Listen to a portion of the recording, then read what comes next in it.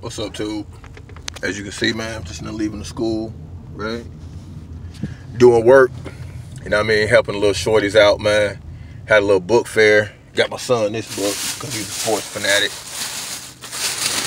Hold on. First of all, how everybody doing today, man? Long time no see, man. I'll tell you about that in a second, too. But anyway, you see that?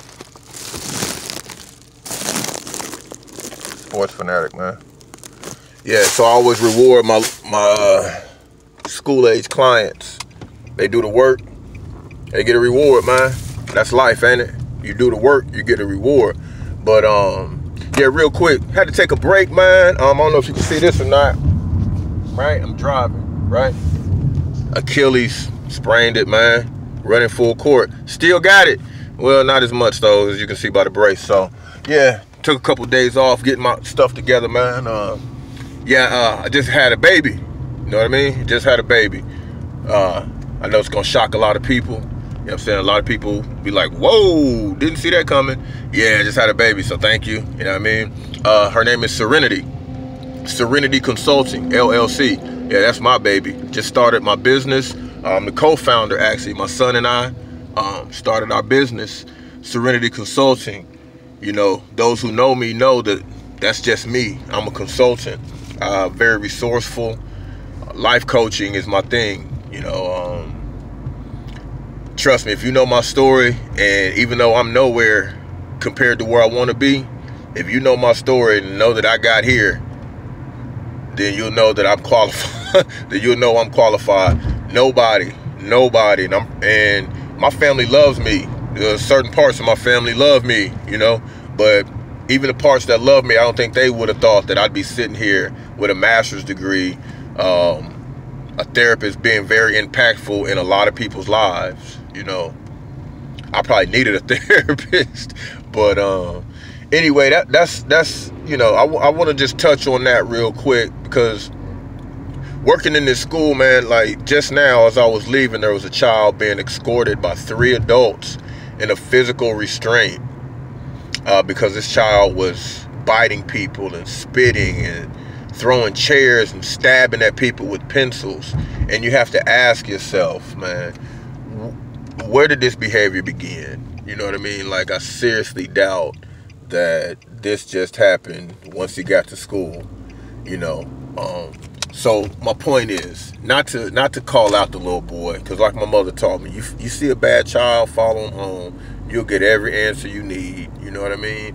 Now, for the children who are dealing with certain physical conditions or, you know, mental conditions, you know, their behavior, you know, they get quote unquote a pass. You know what I mean? They're dealing with special circumstances. But I'm talking about the defiant, rebellious, just oppositionally defiant children.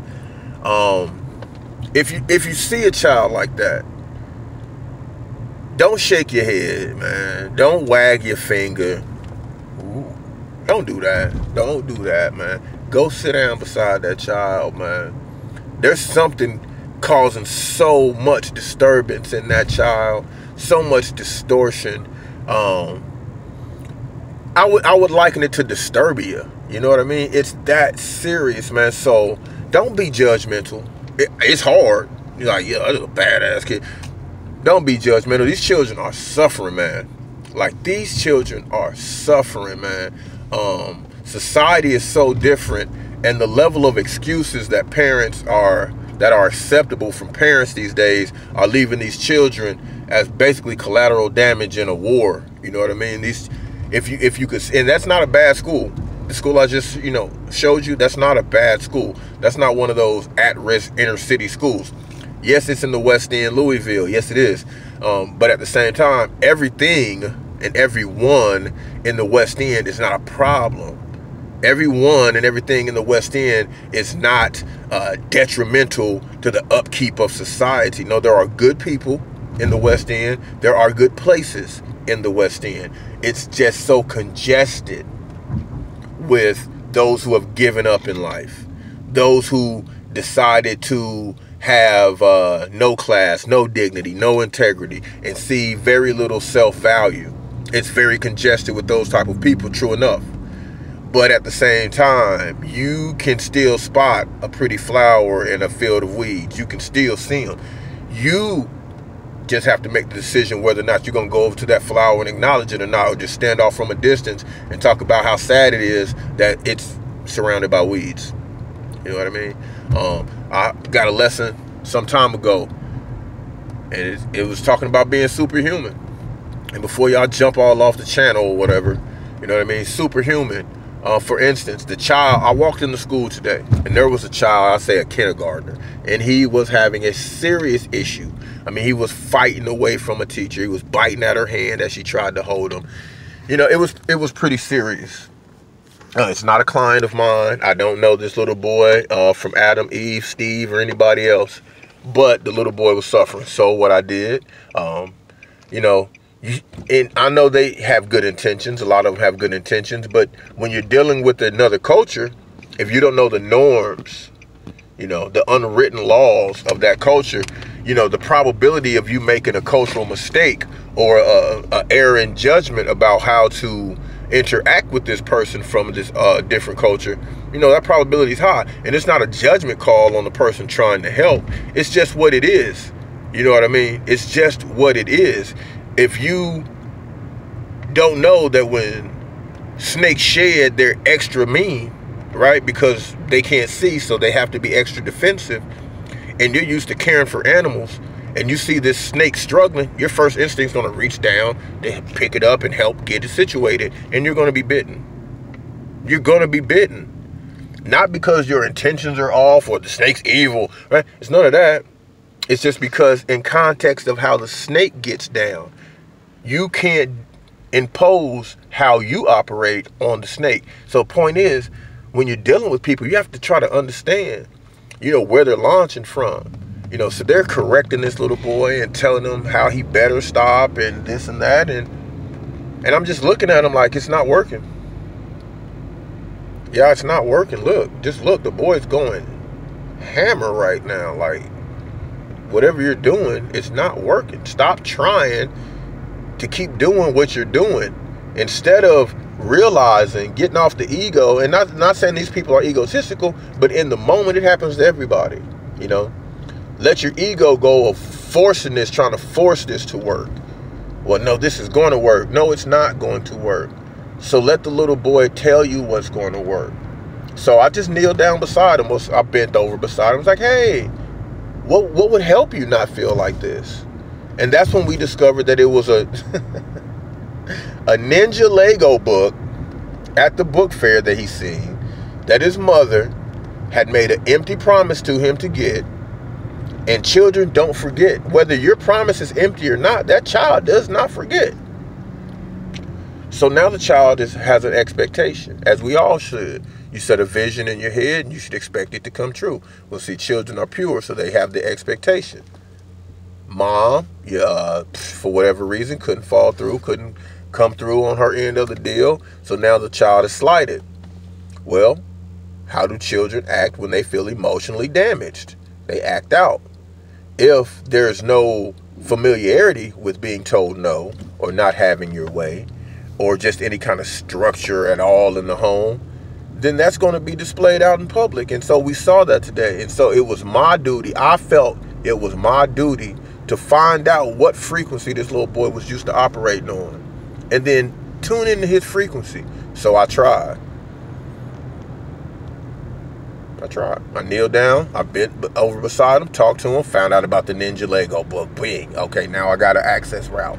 So how are you going to read the Ninja book if you're crying like this? Like, so if I went and got the book right now and we were sitting here with it, you wouldn't be able to see it because you're crying, right?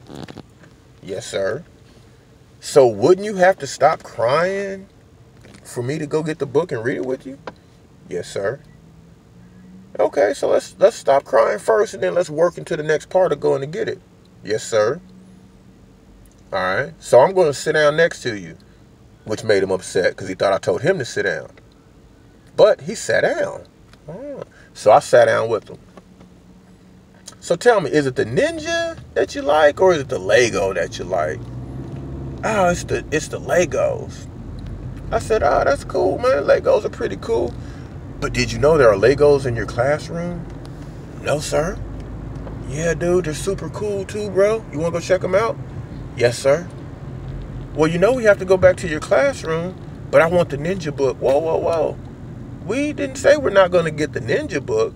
We get to do something else extra. You get to see the ninja book and the Legos. You know, children, right? So, as he's walking to class, I go get the ninja book. Of course, the egos jump back out. Well, you have to do this, and you have to be good when we get to class. Rebellion. So, as I'm rounding the corner with the ninja book, who's in full rebellion mode? This little guy. So I just simply sit down beside him, pull the book out of the bag, and just tap it on the floor to get his attention. He sees the book, and now that's the only thing he could think about. So now who's in control? I am. And the whole point of me being in control is to get him to be back in control of his emotions. You know, had to look up real quick. Somebody start honking all crazy, don't know what's going on. But to get in control of his emotions. So I used that bartering tool. First, I had to find out what frequency was causing this. He was on the frequency of disappointment, the frequency of expectation, a frequency that was deep to him because, you know, moms told him that. You know what I mean? So I had to get in there on that frequency. And then I had to find a way to adjust that frequency, right? Distracting with the, did you know there are Legos in your classroom? Would you better read the book if you're crying like this? Disrupt the frequency, distort the signal, and then amplify it, right? Went and got the book, showed him the book. This is what's possible for you to have if you do the work. And the only work he had to do was control yourself, relax, calm down.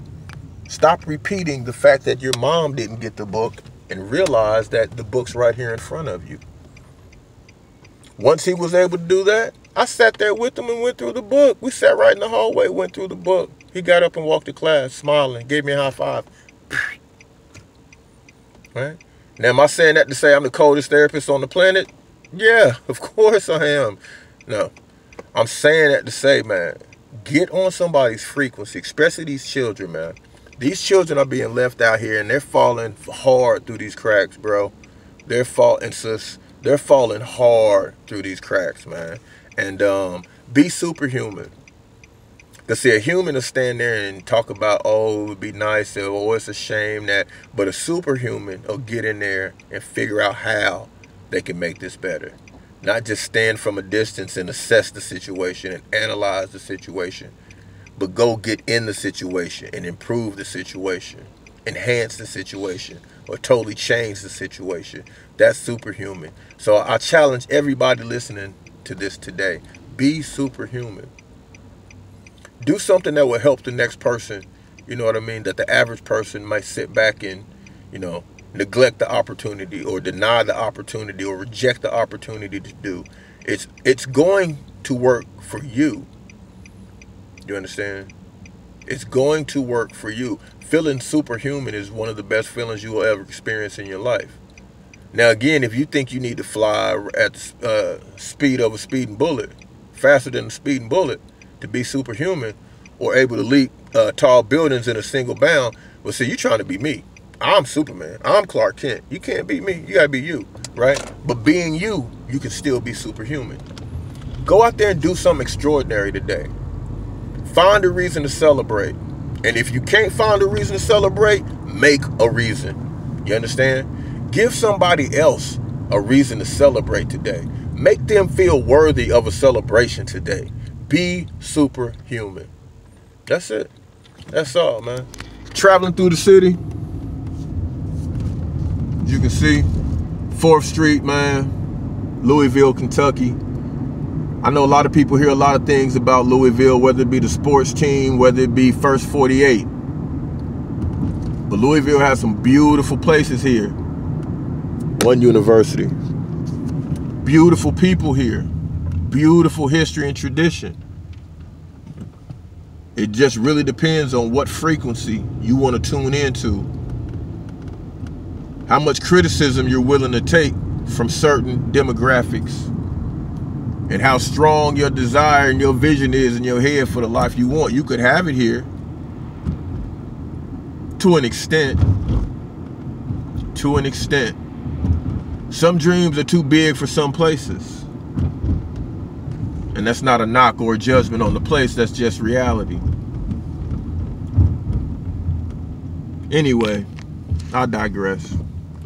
I don't want to get off on a tangent. My whole point is, be superhuman, man. Today. If not every day, at least today. At least today. And if you try and you fail, at least you tried.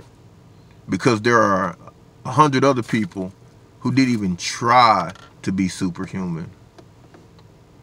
Are just content with being a mere mortal when you're so much more than that. So, anyway, I'm in my zone right now, man. I'm chilling. I feel great. I'm headed to the bank right now for another meeting. Serenity Consulting, LLC. Do the work. Grind, man. Grind. Don't bite the name either, because it's registered. It's official. You know what I mean? So, do the work, man. Bring your dreams out of your head and into your life. Do the work. Don't be scared. Don't be no punk. Don't be no punk. All right? It's your big brother Zoe, man. I love everybody, even if they don't love me, but most of them do. Holla back. Love y'all. Peace.